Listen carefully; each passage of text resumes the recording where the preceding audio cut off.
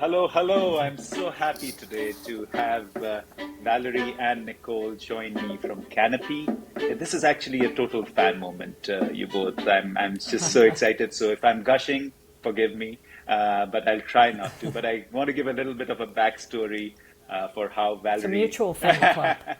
I hope so. So I want to give a little bit of a backstory on how Valerie and I met. We were both at this conference called Rethinking Materials in London, and I was sitting on one side of the room. And I don't know, Valerie, if I've even spoken to you about this, but then there was some conversation on the dais, and there was this wonderful lady who spoke from the other side about carbon sequestration and old growth forests, and it literally lifted my spirits that somebody was talking about this.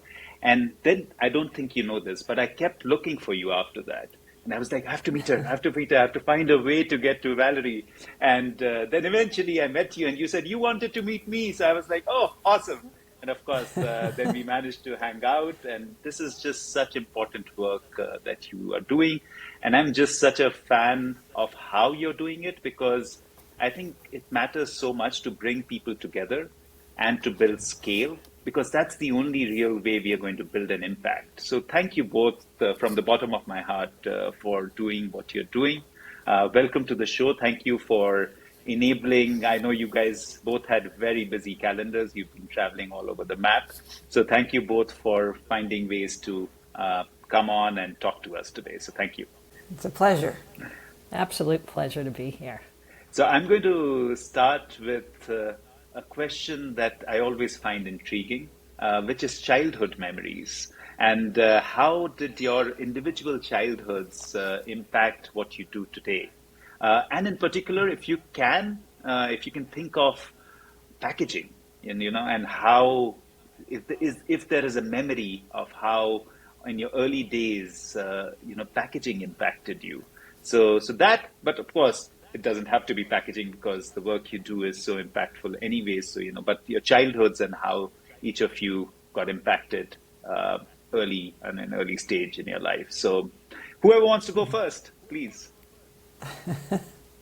Valerie, do you want to jump in? Sure. It made me smile when you said how my early life and packaging were somehow related because as a kid, I remember in grade 1, so we had moved back to Canada and from being away abroad, my family lived abroad for 5 years, and we moved back to Canada. I went to school, it was grade 1, and on my way walking back home from school, there was litter on the street, and I was incensed. It was just, I was offended by it. And I picked it up and put it in my pockets. My mother was like, what have you got in your pockets? I was like, well, people just throw things on the street here. They just throw the packaging from candy wrappers down, and I don't like it. And so this became a pattern where my mother would always pull this litter that I would pick up off the street. And then there was a protest that was happening, and I wanted to go, and I made my own sign. In grade 2, I made my own sign. Troublemaker from an early age, clearly. So I wrote in crayon or something with a placard that said, stop littering, and I spelt littering wrong. When my mother saw the sign, she said, oh, that's so cute. And when I found out that I'd spelt it wrong, I was embarrassed. And she's made me go out with the sign with the spelling wrong, because she said, it'll make people know how genuine this is. I didn't make you write it. So I have been offended by people wasting things and treating the earth as a garbage can since I was a very young child. It's that was my own little thing, stuffing litter in my pockets in order to clean up the world in which I walked. But my parents had a lot to do with my sense of social justice, that we need to leave the world in a good way, and we need to keep it in a good way as we live our life. So I credit my parents with very strong grounding in that sensibility. So you would have loved a song that I learnt in kind of elementary school, like I think it was first or second grade. It was about litter bugs and how I can sing it if you want, but please do. Good for your listeners. Sing a little Okay, bit. warning everybody. I'm not a karaoke queen. That was like, litter bugs come in every size, every size. They're really monsters in disguise, in disguise. And then it goes on from there. So Valerie, those litter bugs that you were cleaning up after, they were monsters in disguise. So, Ved, I grew up in Australia, and I don't know if you've ever been to Australia, but there's an intensity to being in Australia. It's hot, it's loud, the cicadas, the birds. With the heat, the eucalyptus oil in the forest gets released, and so it's quite pungent. And so it's kind of this sensory experience that I think just got woven into my fabric at a very early age. And I was lucky to have a grandmother and grow up in a family where, there was a real love of wild places. And so I think that appreciation of our natural world was just part of my childhood, even though I grew up in Sydney, big city on the east coast in Australia. But our family we celebrated Christmas, and there was always this massive mountain of both kind of paper, Christmas paper, and the boxes that things had come in every year on December 25th. And I remember as a kid,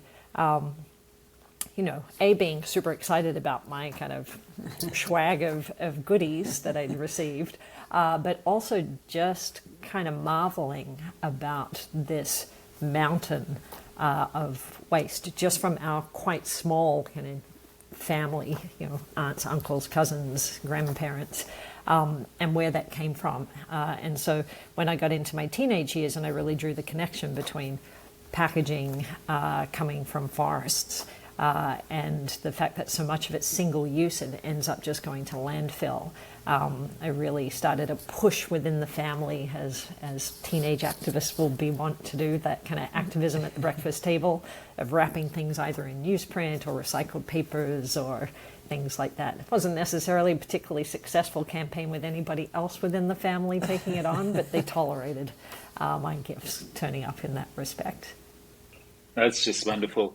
So my 7-year-old now is like you, Valerie. Mm-hmm. She doesn't leave a single wrapper, and we walk a lot in forests. And if she sees anything, she will be like, "Oh, somebody is littered again," and she'll immediately pick it up. And it's such a joy for me to see that. Talking about Australia, I've actually spent a decent amount of time in Australia, and a side story is that just by way of, I'm a complete nomad, so just by, as the universe would have it, I was intrigued by this one company that was doing very interesting work in the thermoforming space with fibers, and it was out of this little town which I'd never heard of, and it had the most beautiful sound. It was called Mullumbimby, and it was on the so Mullumbimby, and it was in that Gold Coast region near Byron's Bay, and I remember driving into it at night, and I literally felt like I'd come home. And I immediately messaged my wife. I said, "We are moving to Mullumbimby." Yeah. She was like, "What?" Where? And then I actually got my wife back and I had the same feeling the next day. I just spent a day, and I literally had the same feeling that this was home. And I got my wife back, and I said, "What do you think, And she was just like, too hippie for me." So we didn't end up moving to Mullumbimby, but we went to another hippie town, Portland, or part of Portland. Yeah, I was going to say, if you live in Portland and Mullumbimby's too hippie. Well, I think Portland is bigger. There are quite a few crystals in Mullumbimby. Exactly.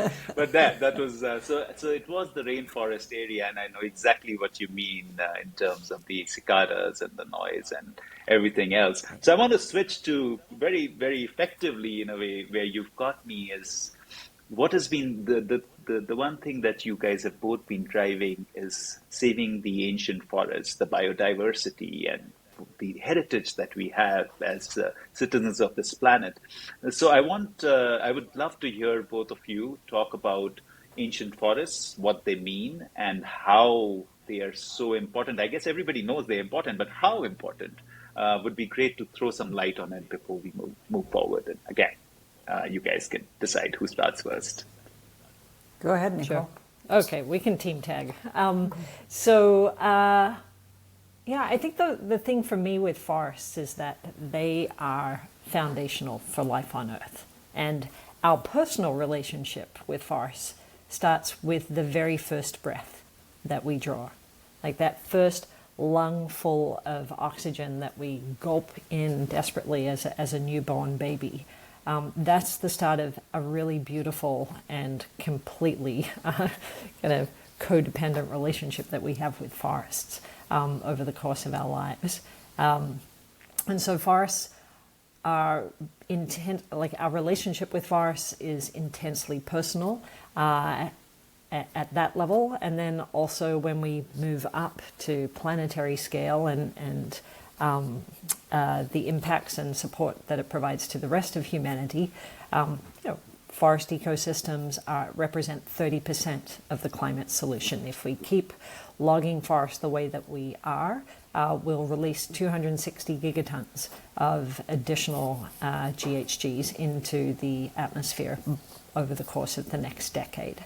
They're integral to the precipitation cycle, establishing the biotic pump and drawing precipitation across continents to make sure that crops are successful and healthy. They provide medicines and home to millions and millions of indigenous and frontline communities around the world, and the cultural and spiritual foundations of civilization of those communities and many modern day communities as well. And then, of course, they're home to 80% of the world's biodiversity.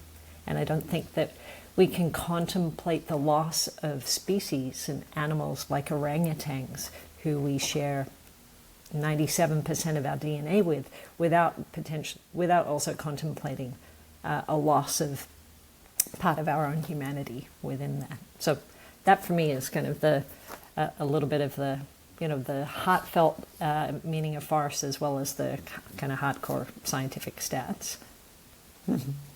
Valerie? Yeah. Well, I'm a forest gal. I grew up a good part of my life on a farm with within a stone's throw of not old growth forests. There's second growth forests, but I used to go out to them all the time and sit in trees and feel, for some reason, like I was talking with them without talking. So I've had a long-standing feeling of connection, but it was when I was in my 20s and moved to the west coast of Canada, to a beautiful area called Clayoquot Sound. It's a 262,000 hectare temperate rainforest on the west coast of Vancouver Island, and I arrived at literally the end of the road in Canada. The highway that goes from the east coast and 5,000 some kilometers across the continent ends in this tiny village in the middle of a rainforest. And when I got out and walked down to the end of the dock, which, from there it's, nothing until Japan, all ocean, and then you hit Japan.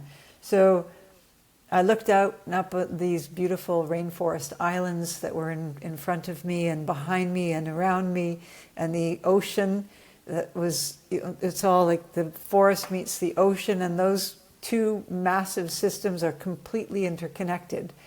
The whales feed off of the plankton, which grows from the nutrients that come out of the rivers that the salmon spawn in, and the salmon spawn in these rivers and get eaten by bears, and the bears take the nitrogen from the ocean and metabolize it and then go and do what bears do in the woods. They pee out in the ocean. Nitrogen goes hundreds of kilometers up into the forest, and so there's a nutrient flow from the forest to the ocean, from the ocean back into the forest, with all of these vectors.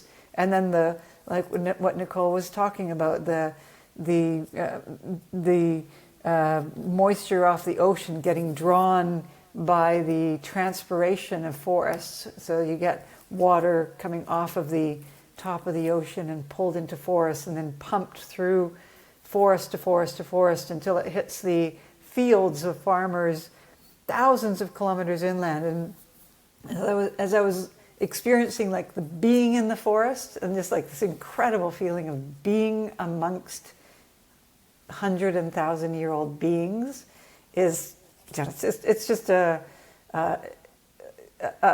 feeling of it's not actually being amongst equals. It's about it's an awe, a feeling of awe, and then understanding the systems and how we live as these little things that run around for maybe 70, 80 years amongst these giants that form part of these 5 big systems which all our lives depend on.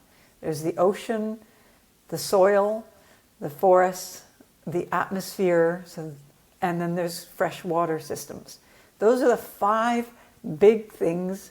They interact with each other and they make our life possible. And our meddling with these 5 big systems is meddling with our own lives. And when you understand systems and how they work, and cycles and how they work, and I'm a systems person, it just became really logical. My feeling about forests and the way I feel about systems kind of came together in this wonderful opportunity for me to work in a way that brings that love of and awe into a systems approach to how we make the way we live better. That's wonderful. That's my long story. No, it's beautiful. I was completely entranced as you were speaking. I also, because Valerie, you spoke to me a little bit about your anarchist days, and that was so stunning because I've been reading Susan Simard's work and Richard Powers bringing that in through Overstory and other work. And it was just so stunning. And you, of course, completely gave me another fan moment when you said, you know Susan Simard and she's on your board. And I was like, oh my gosh, I have to follow Valerie just for that. If I could just, bow to Susan Simard at some point. But I want everybody listening to at least hear of how you started. And you started protecting forests and you ended up in jails. And I don't know, Nicole, if you have that past as well, but would love to hear that story before we jump into Canopy and what you guys are trying to build. Valerie? Most people, when they think of people who've been to jail, think of somebody's, criminal. When I have been arrested under the civil code of the law for breaking an injunction several times. The logging industry in Canada, as in a few other places, is very closely connected to the governments. It's a long-standing industry, an extractive industry, and the leaders of industry often have this porous back and forth between being leaders of things like the Ministry of Forests, and then they go back to the industry. And so you have a very industry-centric set of policies and laws which are aimed to facilitate the extraction of forests. And so our Ministry of Forests isn't actually about forests. In general, it's about forestry and how best to extract fiber from forests. But of course, forests are much more than fiber. They're home. That's one of their primary functions is home to species, and they're everything else that we've described. Their rain, their air, their water. So we tried to, this little scrappy little organization on the edge of the world that I was involved with called the Friends of Clayoquot Sound, was working in conjunction with several of the First Nations communities in the area that didn't want to see their territories logged. We had absolutely zero success in having a reasonable, rational conversation about ecosystems and about rights and title. And so when you reach the end of the possibility of getting to a rational solution by discussion, there are very few options that are left when the chainsaws are coming in. And so a number of us put ourselves peacefully, and it was a non-violent protest. It was a display of our principle that we could not in good conscience allow 1,000-year-old trees to be logged to make telephone books for Los Angeles, San Francisco, which would be maybe used a few times a year and then literally thrown away. And a new telephone book. And these telephone books are like, if you remember those, if you're old enough to remember telephone books, when you're listening to this podcast, as children we used to use them as booster seats when we couldn't reach the table. Or to get up to the kitchen counter. Yeah, I mean, that's how much paper went into showing people's telephone numbers, and a new book produced for every household in every country every year. Millions and millions. For what? These 1,000-year-old trees were being logged for, and for newsprint, and for toilet paper. It just made no sense. And so a number of us stood in the road and said, we can't in good conscience let you come through. We were arrested. We were charged with disobeying a judge's civil injunction. And we had the choice of paying the fine or doing time in jail. And we said, we can't in good conscience pay a fine because that would be an admission that we'd done something wrong. And our feeling was that logging ancient forests for throwaway products, and even for anything at this point when there's so little left, is not just. It's not just. There's so many alternatives, and so we served time in jail. It was about 2 weeks. And I would not recommend jail to anybody unless you have no other way of keeping your good conscience intact, because jail's not a good place to be. That's amazing. So Nicole, happy to hear if you have a similar story, but otherwise, we jump and moving from that sort of effort, clearly coming with this love for old forests, and then really channelizing it into something called Canopy, which is clearly doing such impactful work. So how does that? So I don't know how many listeners would know about Canopy, so it'll be great to sort of also hear a story from Nicole, but also talk about how this impactful organization has been created with a lot of, what I see is a lot of proactiveness. How do you find alternates? Because one thing is to stop something and the other thing is to create an alternate. So how do you work with people to be able to do that? So I'm sure there's a lot of thought, experience, effort, mistakes, learnings that went into it. So would love to hear that journey along with any of the anarchism that you experienced as well. Yeah, sure. So many mistakes. It's like, where to start if we were going to talk about those. But I have a slightly less colorful rap sheet than Valerie does. I've participated in civil disobedience, here in Canada when I first started Canopy, which was literally at the kitchen table with an $1,800 budget and just a belief that we didn't need to be logging these critical, beautiful, complex ecosystems to make pizza boxes and T-shirts, that we had to be smarter than that, and there had to be better ways. It wasn't uncommon for me to start my morning standing on a protest line, stopping logging trucks, and then going back to the kitchen table to do some of the foundational work for Canopy. My background, I live in Canada now, as you can probably tell from my now funny accent. And on my way from Australia to Canada, I spent a fair bit of time, I spent 1.5 years in Southeast Asia and a fair bit of time doing some volunteer work with a great organization on the Thai-Burmese border, documenting the link between human rights violations and environmental degradation. And it was during that work documenting the stories of child soldiers, of community members who had to flee their communities because of the military regime, and the link between forced labor and the use of child soldiers, and essentially a war against their own population to build unsustainable infrastructure products that were depleting the natural resources of Burma, the kind of mass deforestation, large energy projects, pipelines that were using forced labor and using kids as human mine shields. As I was in and out of refugee camps and rebel army camps documenting those stories, it became very obvious that there's this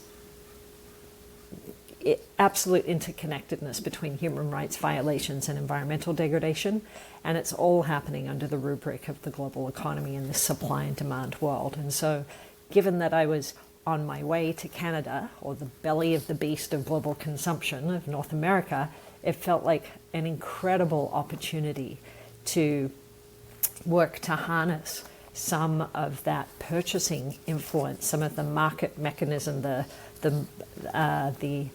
just the sheer sort of momentum and mass that has to redirect the marketplace to help drive positive change, rather than it leaving this inadvertent sort of trail of destruction, both on the social side as well as on the environmental side.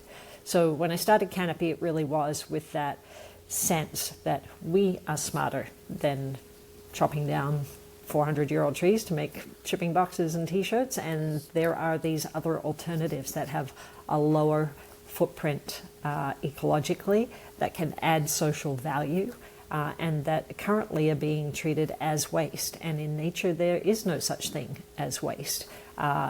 Everything is part of a perpetual cycle of life.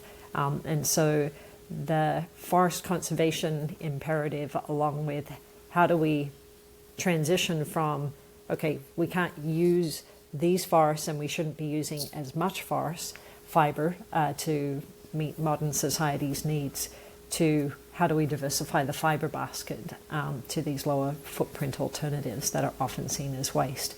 That's all been part of Canopy's trajectory.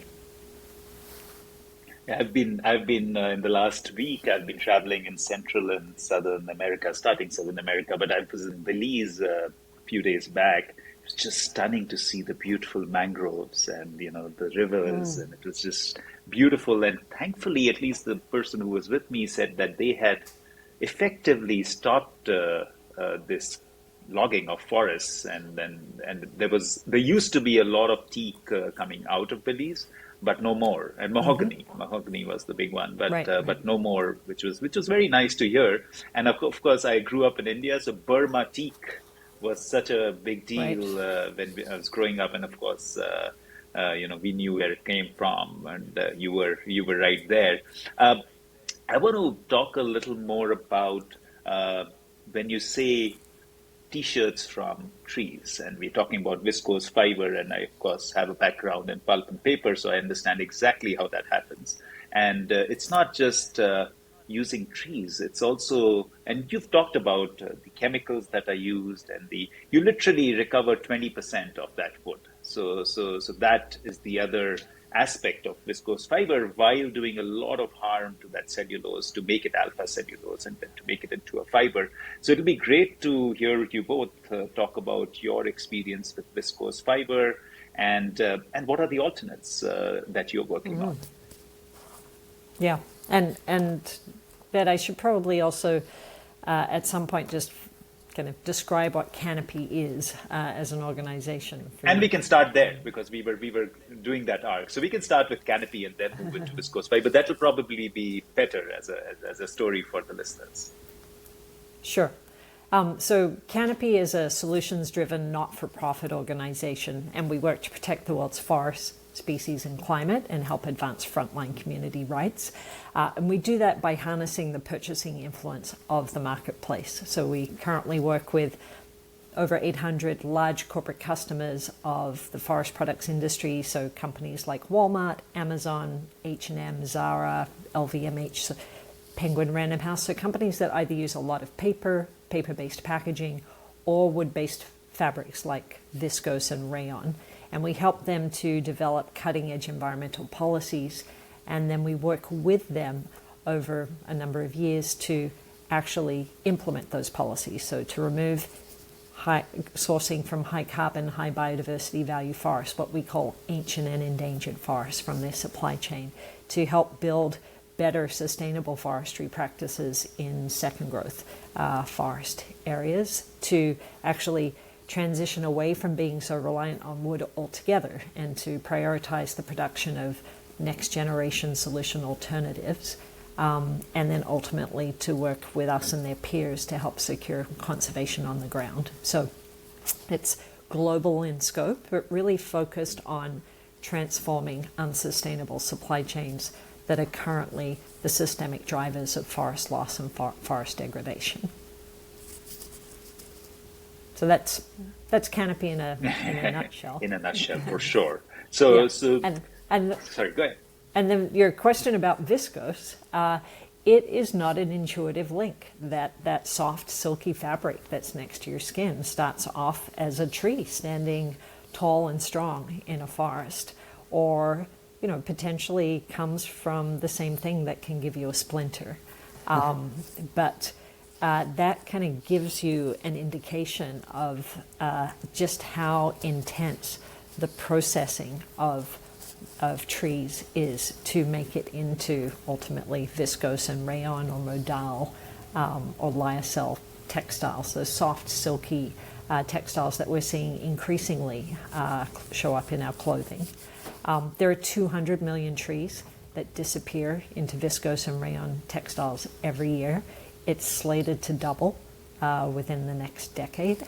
And so it is actually a really aggressive growing threat to forest ecosystems, which is why we've been working to redirect this supply chain at this key inflection point so that it becomes more, that any new mill that's built is predicated on next-gen feedstock, so waste textiles being the fiber feedstock, or agricultural residues rather than forest fiber, before we get billions of dollars spent on new mills being built in the Amazon or the boreal forests or Indonesia's rainforests.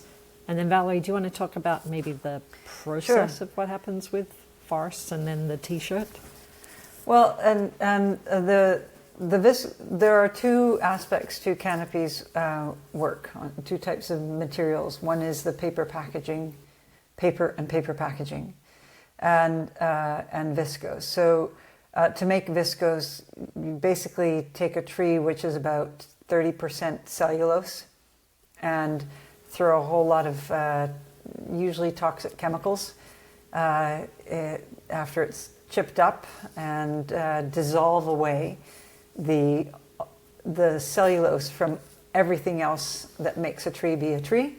And then that goes through, the cellulose goes through a whole other industrial process to create staple fiber that gets spun and dyed, etc., and then become the yarn that becomes the garment.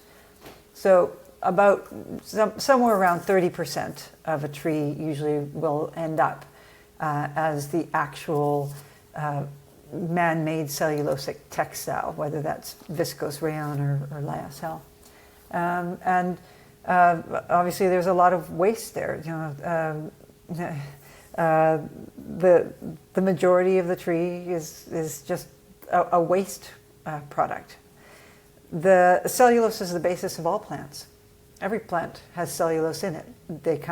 Cellulose comes in different forms, but a lot of plant fiber can be reconstructed in ways. The cellulose can be taken and turned into cellulose. Whether that can be done for textiles, we're about to see, because there are some trials underway that Canopy is involved in. But there's another product that uses a whole lot of tree cellulose, and that's paper for packaging. And about 3 billion trees get pulped every year to make paper. So somewhere over 400 million tons of paper is made every year. And about half of that is with virgin tree fiber, some of it from ancient forests. So about of the 400 million, about half of it is recycled, and about half of it is virgin fiber. Of that virgin fiber, about half of it comes from ancient and endangered forests. And that is the half of the virgin fiber that we think could be made with alternatives, because plant fiber like wheat straw, bamboo, bagasse, rice straw, any number of plants that are currently grown as agricultural, part of the agricultural stream for food. And then there's a whole bunch of residue that's left on the field. And a lot of that residue gets burned. In India, for example, there's somewhere around 100 million tons that gets burned, which you're very aware of, I'm sure. And if there are ways in which we can turn the cellulose from that which would be burned into a useful product, and by doing that, not log forests, and by doing so, maintain the capacity of those forests to fix carbon out of the atmosphere and to provide home for species and rain, etc., then you have a really great alternative which both meets some of the environmental targets that we're aiming to achieve, but also helps farmers gain a better income from the residues from the agricultural products that they produce, their main product being, let's say, wheat or rice or sugar, but the residues can be sold into higher value streams than they currently are. So better income for farmers, opportunity to reduce forest degradation, and the opportunity to build a more circular, greener economy, because it takes less energy, less water, and less chemicals to turn an already fairly soft fiber, which is like the agricultural residue, to turn that into a pulp for paper or pulp for man-made cellulosic textiles. It's just logical. It doesn't take as much energy, as much water, or as much chemical processing to turn those agricultural residues into these products as it would to take a tree, which is like when you think of a tree, you think big, strong, hard product, and it takes a lot of energy to turn that into a soft pulp and then a textile or paper. So we are really looking at the opportunity to take other cellulosic fibers that are in our lives all around us without logging forests. So agricultural fibers being one of them, and the other is actually used cotton textiles. So there's a billion garments that get thrown away every year. There are 100 billion. 100 billion are produced every year. 60% of them end up in landfill within 1 year, and 85% of them ultimately end up in landfill. Yeah. And so a portion of those, about 20% of those garments are made out of cotton or with cotton. So cotton, even once it's woven into a yarn and made into a t-shirt or a pair of socks or a bed sheet or a towel, it's 100% cellulose. That towel that you use to dry off with, you're drying off with 100% cellulose fiber. And so there are new technologies that have been developed to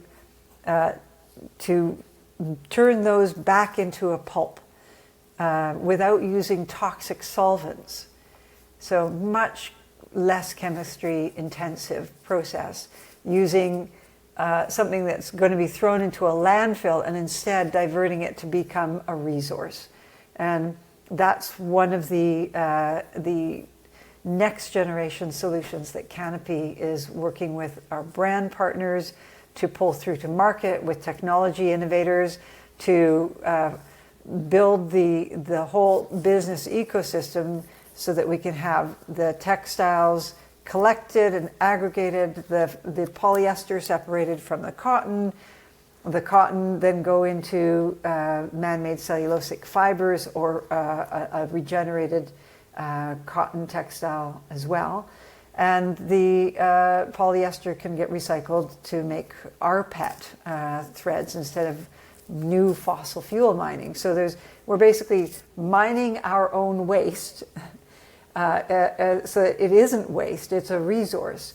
And the agricultural residues that are on farmland, a certain portion of those can be removed without compromising soil integrity. So there's millions of tons.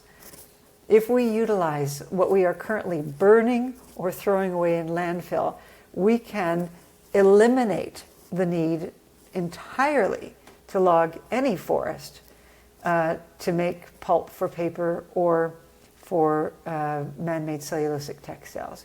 That's not what we're advocating. We think that forests will continue to be part of the supply chain, but we're just aware that if we really wanted to utilize the waste stream to prevent this word waste from even existing, it doesn't exist in nature.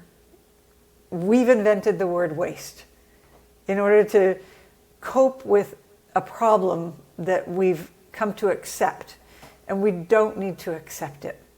We do not need to have waste.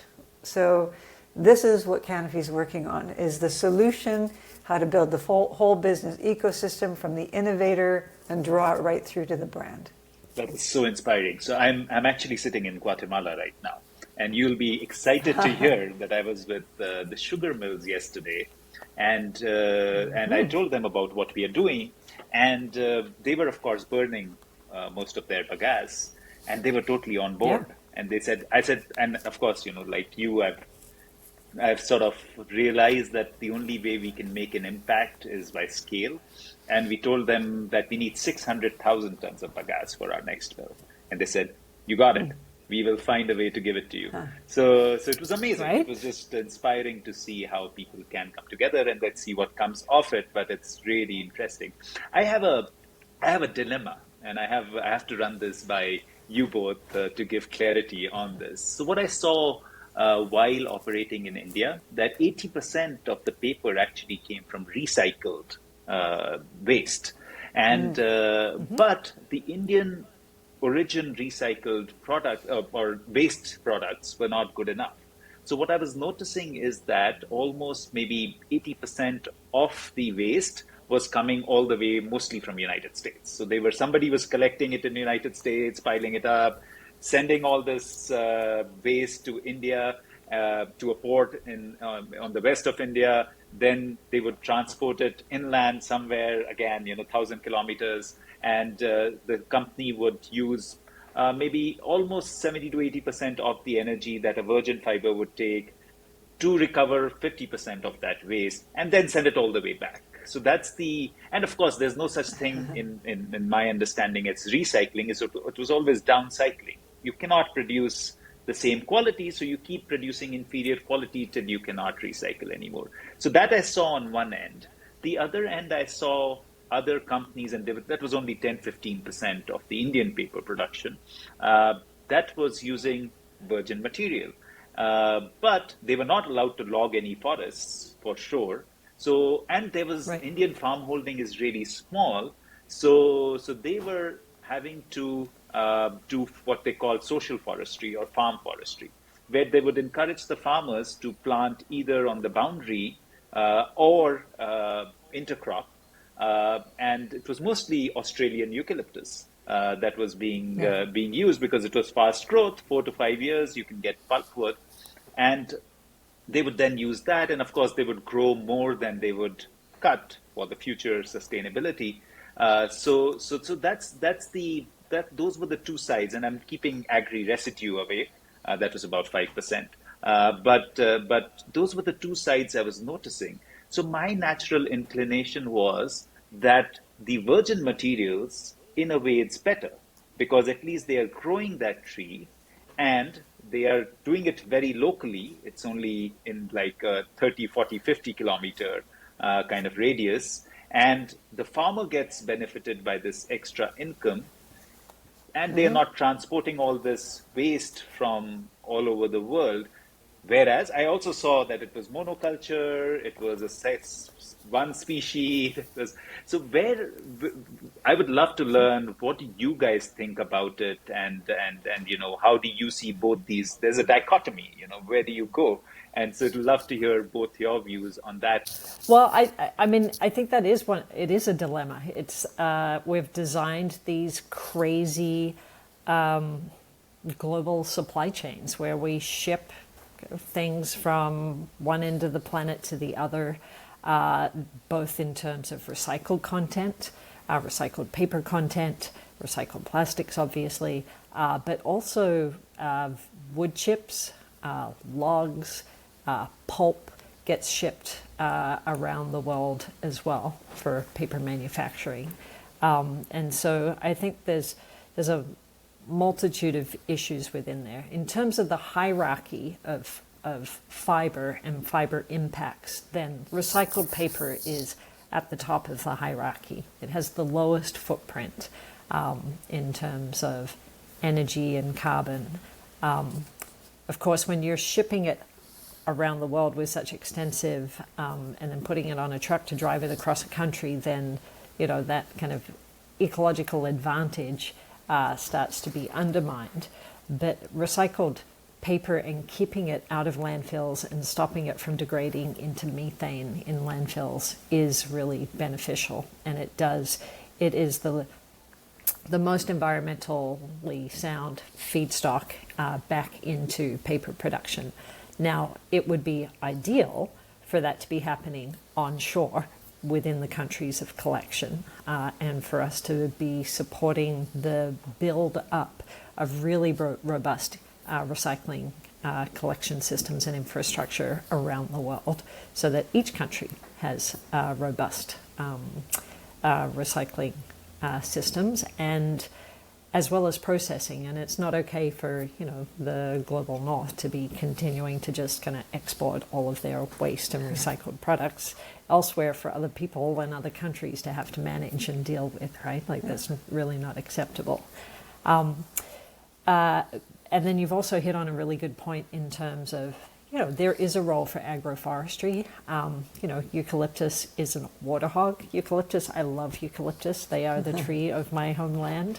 And they are beautiful, and, crazily enough, they are located, or the tree species that's indigenous to my drought vulnerable and largely semi-arid large island homeland.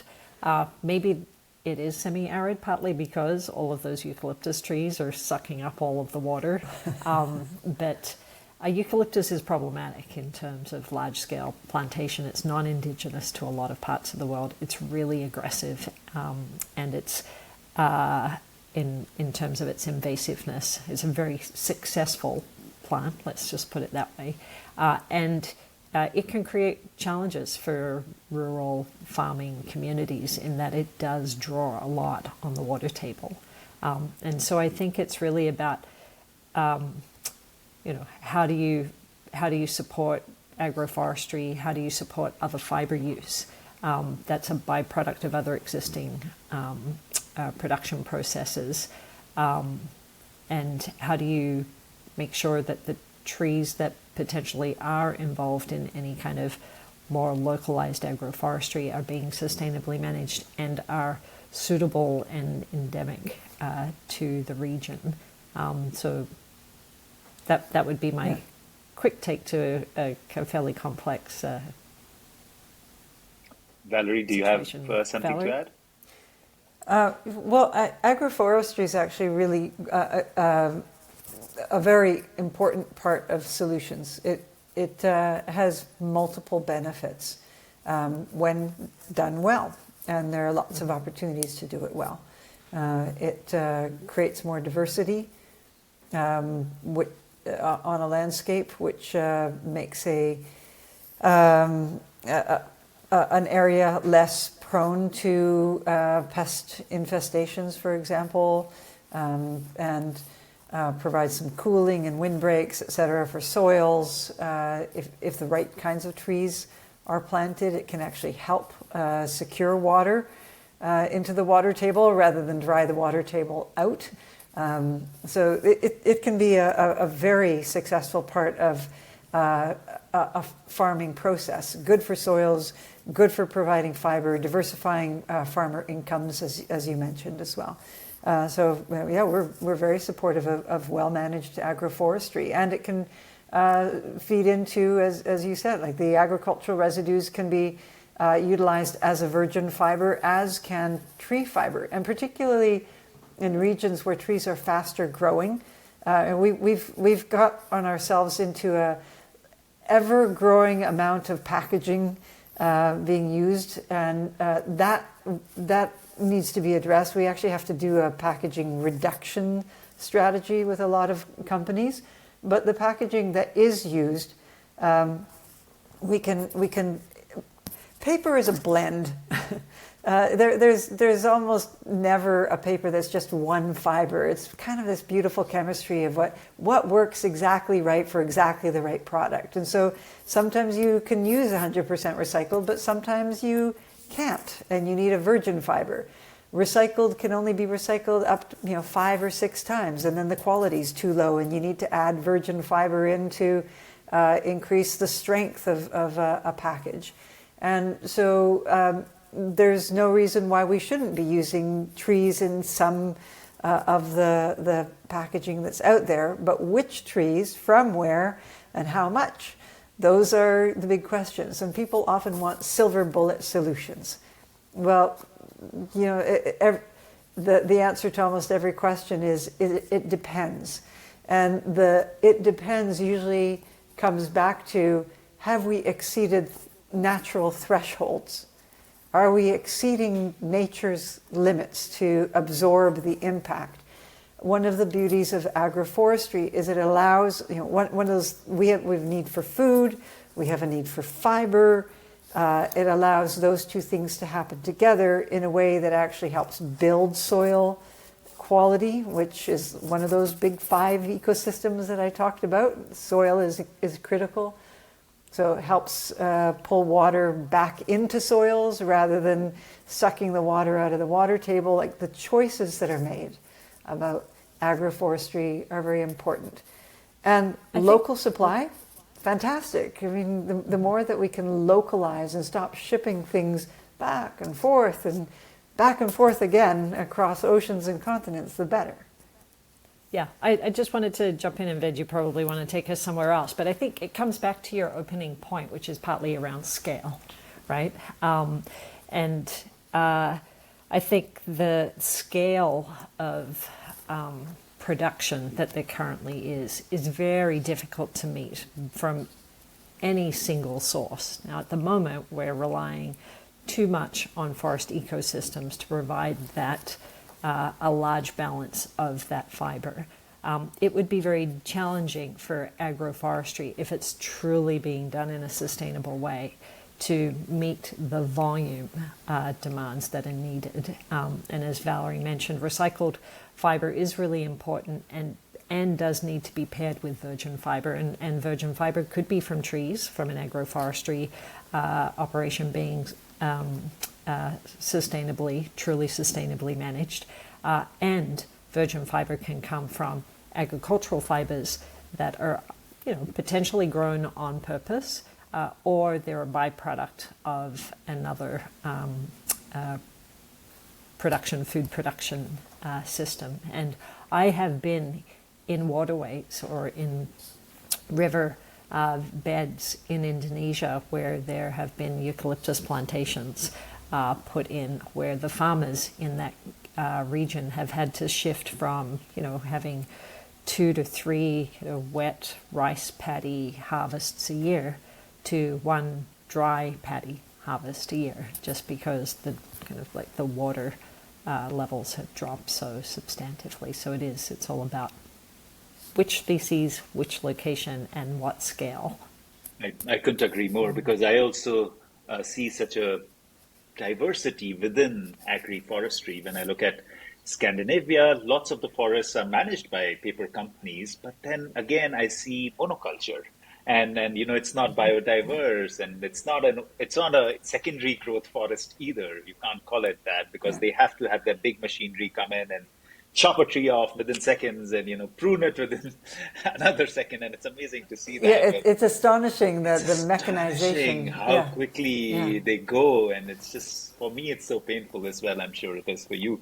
But you're right, Nicole. We need to jump, and I want to talk more about Pack for Good initiative and what does that mean to you, and how you guys are going about it, and how you are measuring impact. Because I know you've got lots of amazing, wonderful, large scale companies on board, and it's a significant revenue size. How are you finding that, and how are you finding the response from the companies? And yeah, just talk a little bit more about the initiative and how it's going, please.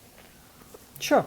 Maybe I can kick us off. So, Pack yeah. for Good is our work that's focused on transforming the impacts of the paper packaging supply chain and transitioning it to be a more sustainable supply chain. Just recognizing that packaging is an integrated part of modern day life. There are, as Valerie mentioned, 3 billion trees that disappear into packaging every year. That is growing quite aggressively, partly because of the surge in e-commerce. And for every e-commerce purchase, there's 7 times the amount of packaging associated with that purchase than if you go to a bricks and mortar store, which I still find that number boggling. And then, of course, the good and much needed movement that there is away from plastic packaging is creating this completely unintended consequence of just exacerbating the problems and the pressure on forest ecosystems, driving further deforestation and forest degradation as companies shift away from using plastic, but without actually really thinking about their packaging strategy as a holistic, sustainable packaging strategy, and they're just kind of basically trading in one environmental disaster for another. So Pack for Good is an initiative to basically help ensure that we're not trading in dead dolphins for dead orangutans, that we are actually developing a holistic approach to sustainable packaging. And so we're working with brands to basically help them develop a complementary strategy to what many companies already have in place for plastics, but focused on their wood-based packaging or their paper-based packaging. So ensuring that their boxes and their wrappings don't come from the world's high carbon, high biodiversity value forests, that they are really helping the development and the scaling of next generation solutions. So these kind of packaging products that are using agricultural residues or other low carbon feedstocks rather than forests, and that they're working to help advance both sustainable forest management as well as ultimately forest conservation at scale. And as you mentioned, we've been blown away actually with how receptive brands are to this.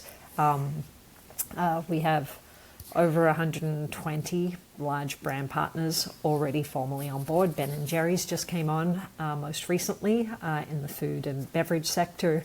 We have luxury champagne companies like Veuve Clicquot and the other champagne and alcohol beverage brands that you'll be familiar with under the LVMH group, as well as big fashion brands like H&M and many, many others on board. And they're all committed to ensuring that there's no ancient and endangered forest, working on smart design. So how can there be better resource efficiency with the design and the systems that they have of packaging, and then ultimately what are the lower carbon alternatives that they can be really helping pull through at scale.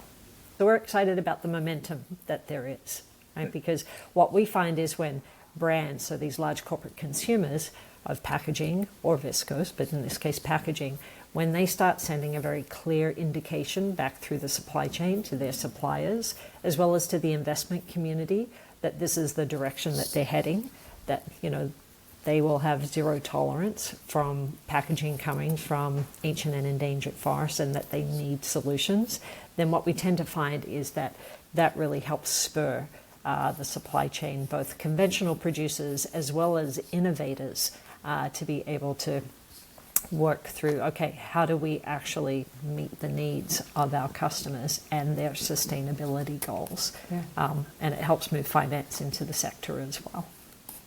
It is really inspiring, because as a consumer, I find that there is so little in my hands, and I can talk and I can make the effort that I'm not going to do this. But as you're saying, as till the company doesn't really decide, there's not going to be a big shift. So I really find it wonderful that when you say that, you know, there's so much receptiveness, and I'm sure you face your challenges, but I think overall, if there is receptiveness, it's a good sign. And, you know, that's probably an indication that the world is shifting, and it's going to take its time, but it's at least good to see that the brands which are at that scale, if they make a shift, and they actually walk the talk. So that's the other challenge. You can do a lot of greenwashing, but are you really walking the talk? And that takes me really well to Valerie. Something that you are leading is the next gen solutions. And how does that tie in? Does it come in as, you know, okay, we commit to this, but then how are the solutions going to come? So it'll be great to hear from you more on, if you want to talk more about Pack for Good and the brands there, and then of course adding on, you know, the ideas around the next gen solutions. All right. Well, one of the factors in drawing a next generation alternative into production is the security that somebody's going to buy it when it's on the market. And so, you know, there's a big risk that an investor, you know, if there's a mill or a new technology or an existing mill that wants to expand, for example, they have to be able to prove to a potential investor that somebody's going to buy the end product. So Canopy's been working to build the market. That was our first order of work for many years. That's all that we did, was build the receptivity in the market for better forestry products and next generation alternatives. So that's kind of been our raison d'etre for a long time. And we started to shift as the opportunity, as the market was more secured, i.e. our brands were saying in writing, yes, we will give preference to these next generation products when they're on the market. We start to shift to, okay, how can we help mobilize financing in this direction? Which are the technologies or ventures that are ready to scale up, and how can we link these two? Or these three parts: the innovative ventures, the investors, and the brands that would buy the product. How can we link that all together? So we've actually really buckled down on that part of our work in the last few years. Now that we feel more confident that the technologies are ready to scale and that the market is receptive. We are hearing something from brand partners, which is a barrier that we've yet to leap over, and I believe it's a cultural shift within business. Most companies are so used to buying products that are really cheap because most of the costs have been offloaded onto the environment, right? They didn't have to pay for the pollution. They didn't have to pay for the carbon emissions. They didn't have to pay for the degraded landscapes, right? And so the offloading of our industrialization, those costs onto the environment and onto frontline communities, and it just has meant that there's been relatively. Some people would contest this, but it's basically products that don't reflect the true cost of the product. And when you start to create an environmentally preferable product, you pay the cost of making sure that it's a closed loop technology that's not throwing chemicals into the river, and that you're having to work with hundreds or thousands of smallholder farmers to collect agricultural fiber from their farms, rather than have a eucalyptus plantation that has dried up the river for farmers downstream, but which delivers lots of cheap fiber to a mill. These are, the industrial model has really warped the perception of what a product should cost.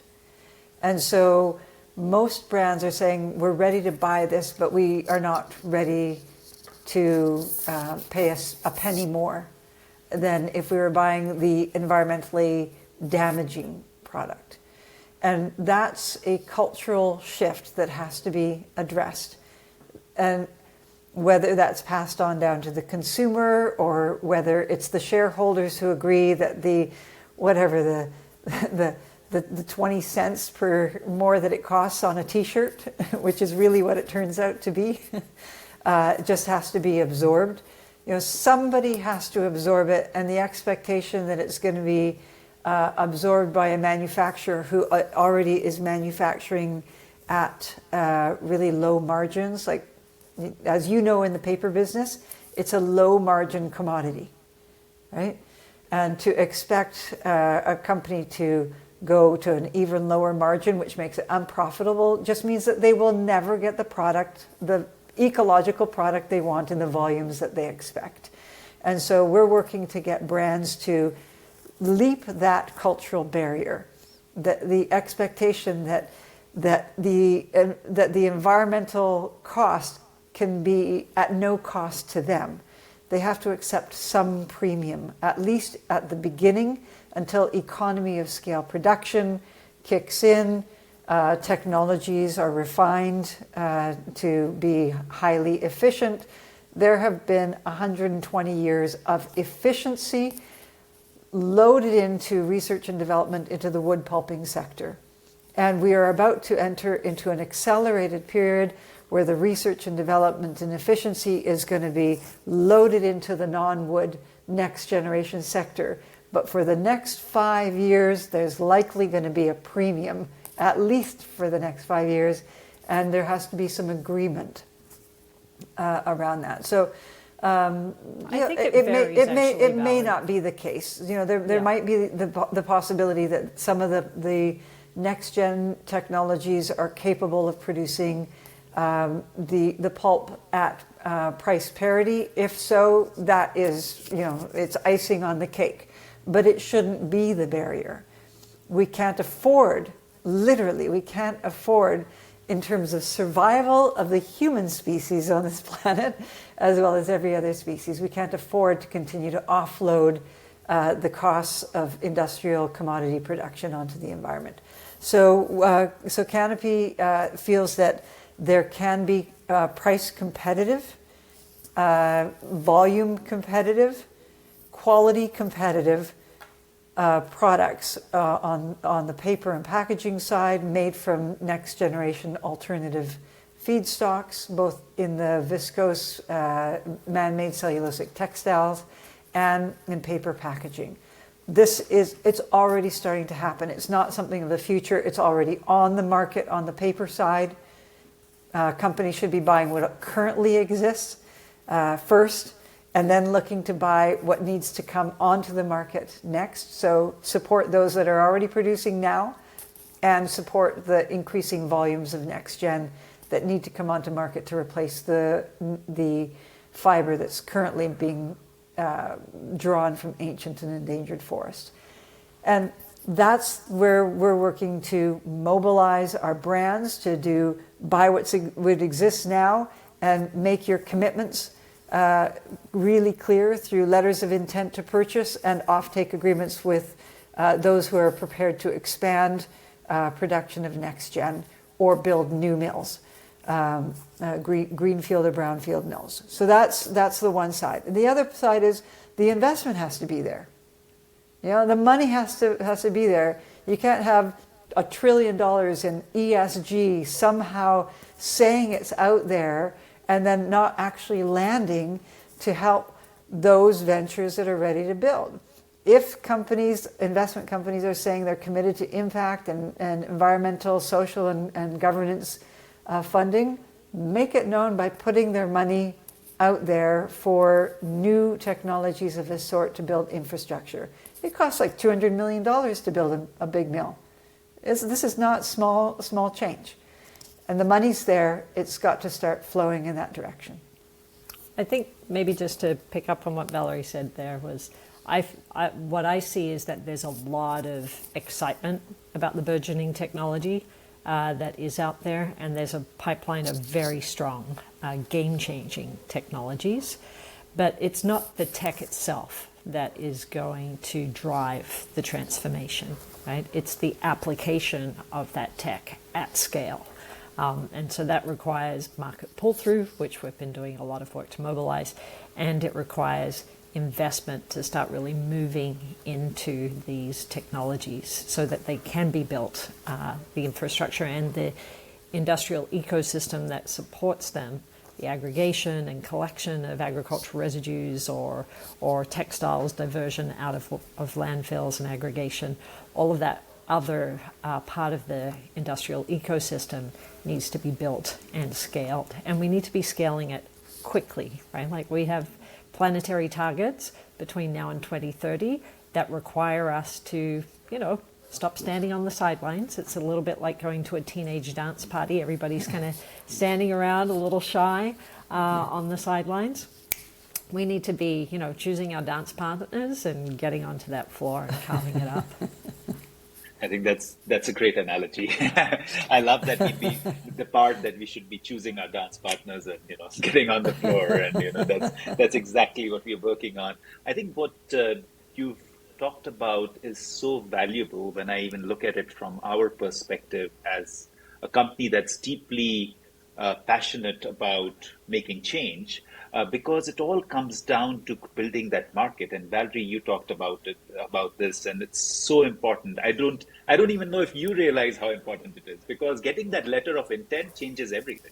Then the finance comes very easily, and then the partners come much easier. If I can get a letter of intent, say yes, somebody is going to consume it at the end.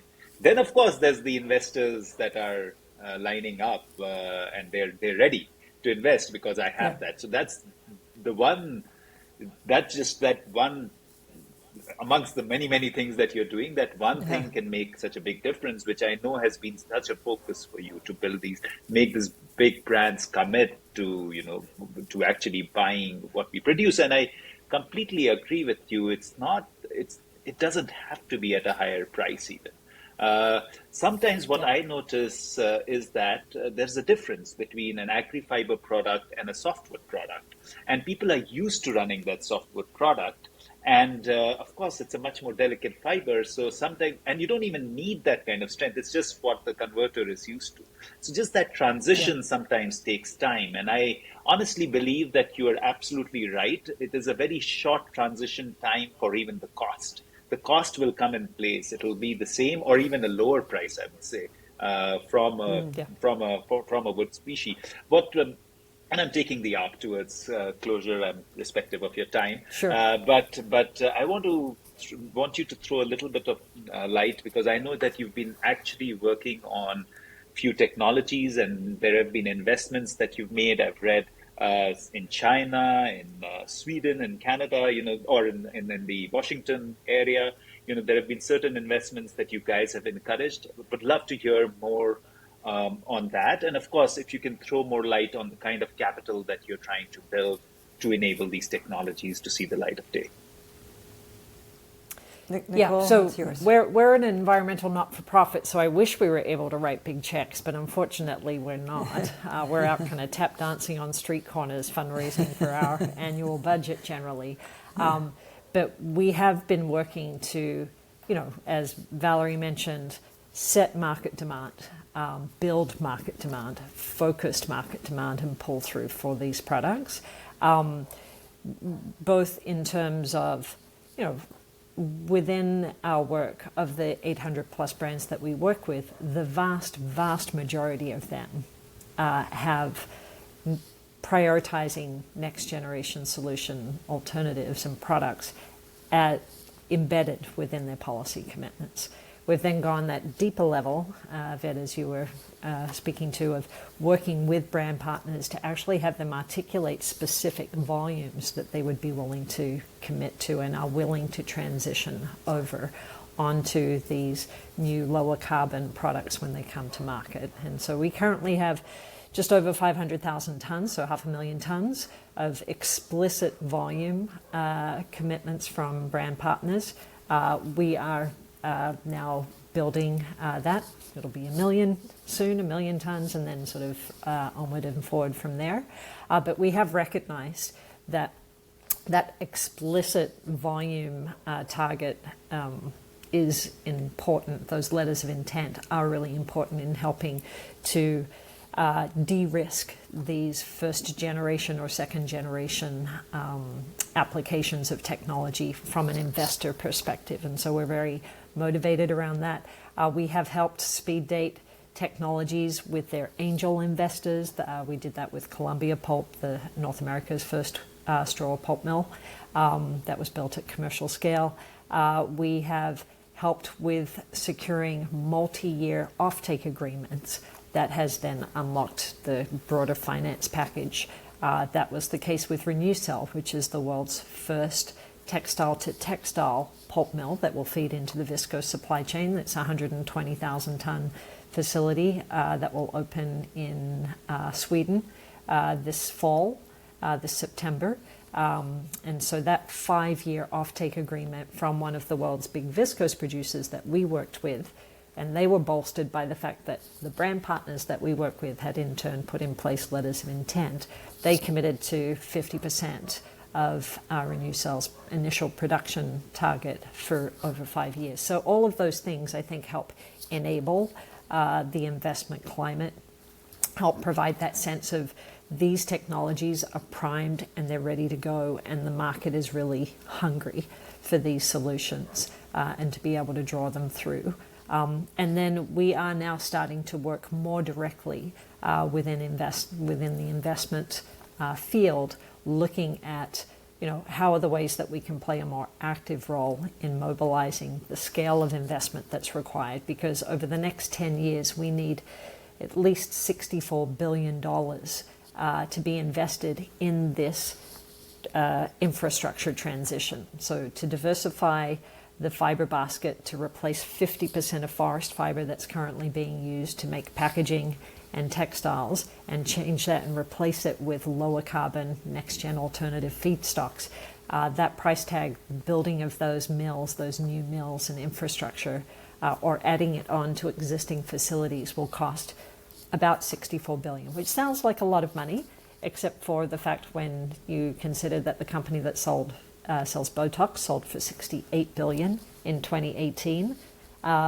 And if you break it out over the many, many countries where this new infrastructure needs to be built, then it's a bargain at at double the price, basically. So if I you've answered it partially, but if I ask you both, if you look at a time horizon of maybe 5 or 10 years, that kind of period, and you can choose which one you want, what would success for Canopy look like for each of you? If this is achieved, then we feel that we've done our bidding. What would that be? Valerie, why don't you take that first? Well, on the next generation side, I would say that in the next 3 to 4 years that we would see like the beginning of that hockey stick curve of infrastructure. We know that the first, let's say, 2 million tons of next-gen production will be the proof of concept. And if that's in place in the next 3-4 years, that we then feel that there will be a pile-in of investment, because it meets so many needs. It meets climate needs, it meets biodiversity needs, it avoids landfill waste, it creates a circular economy, and it helps eliminate things like pollution from burning residues and that's affecting health in cities like Delhi, right? So with all of those benefits, we think that once you have commercial proof of concept, that hockey stick rise with that first 4 years being the proof of concept will then just go boom, and we'll hit our targets. And we'll hit our conservation targets in forests.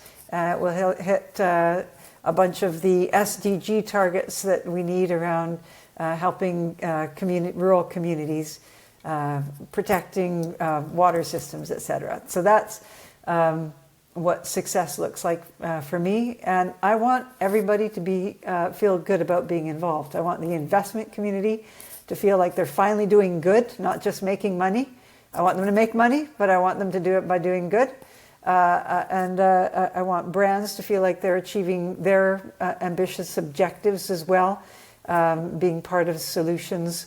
And I want orangutans and tigers to live forever. So that's success for me. Nicole? Yeah, I think that there's, surprise, surprise, we kind of have very clear organizational goals, and there's a lot of alignment between what Valerie and I will say. But maybe if I take it out kind of to the 10-year end of that hockey stick, then we have been successful in replacing 50% of the forest fiber that's currently in the pulp and fiber basket, and replaced it with these low carbon alternatives that is enabling 30 to 50% of the world's forest to be conserved, to remain home and habitat to orangutans and to caribou and to jaguars and to these species, these magical, mythical creatures that grace the pages of the storybooks that we read as kids, and capture our imaginations. And so, I think that's the trajectory and the vision that we're on, and we recognize that no single organization, no single company can do this by themselves, and that's why for us building vehicles like Pact for Good that are really vehicles of collective action, collaborative action towards ambitious impact and outcomes is really important, and holding that sensibility of the art of the possible. Right? Like there's a lot of doom and gloom when it comes to conservation and sustainability work, and for us, it's really based in from a place of joy and about what's actually possible, and how can we actually work together and bring kind of the full potential of the creativity and the smarts and the money and the dedication that all of us have in our different roles. Be it as a brand, as an investor, as a producer, as an innovator, a government decision maker, or as an NGO, and how do we actually create the conditions and the path to ultimately having success? So that's part of the fun of the work, I think. It's beautiful. So my last question, which has to be asked, what does good garbage mean to you? And, how do you define the idea of good garbage to each one of you? Ooh. I'll have a short answer. Okay. Good garbage is a very tiny pile. Huh. Okay, I went with trashy movies on a Saturday afternoon, but I think good garbage are the 21st century feedstocks of the products that modern life is dependent on. I love both your answers. I think reducing that garbage through using the new technology of material would be so wonderful, and I hope there would be no garbage in the future. And the way you guys are going, I'm pretty sure that you guys are such powerhouses, and the work that you're doing is so valuable, because I understand the need for activism and awareness, but then there has to be alternates, and it makes my heart joyful when I look at the work you guys are doing and Canopy is doing, and the effort that you're putting into bringing it all together in terms of the market, the money, the technologies. And yes, if there are alternates and people are ready, then the shift is going to happen. I'm so thankful for you guys taking the time and spending this time with me and making me a better person. And I'm sure those listening would also be impacted by the work you're doing. I wish you all the very best from the bottom of my heart. I wish you all the success because your success means success for humankind. Thank you both for being there with me. Thank you. Thank you, Ved. That's very, very generous of you. Yeah. And it's been a fun, rollicking conversation. So thanks so much for the invitation.